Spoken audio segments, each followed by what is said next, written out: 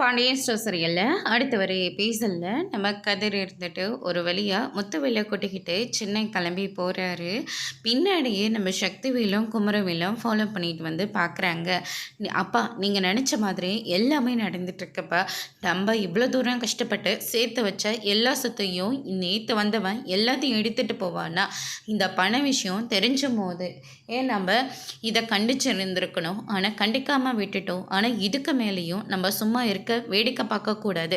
வாங்கப்பா இப்போவே போய் கேட்கலான்னு சொல்லிட்டு குமரவேல் வந்து சொல்லிக்கிட்டு இருப்பாங்க. நீ போய் கேட்டால் மட்டும் அவங்க உண்மையாக சொல்ல போகிறாங்க. கிடையவே கிடையாது. இவரை பார்த்தேன் பேசினேன் அவ்வளோதான், நான் கிளம்பி போகிறேன் அப்படின்ற மாதிரி அண்ணன் வேறு ஏதாவது காரணம் சொல்லும்.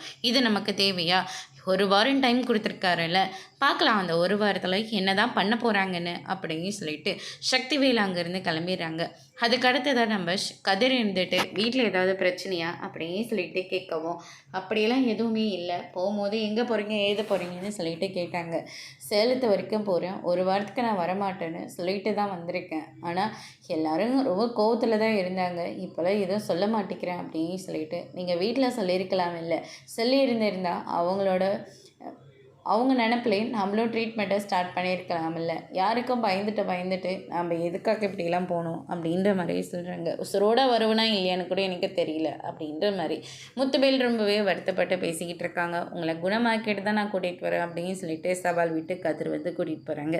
அதோட இன்றைக்கான பிரமும் முடிச்சிருக்காங்க.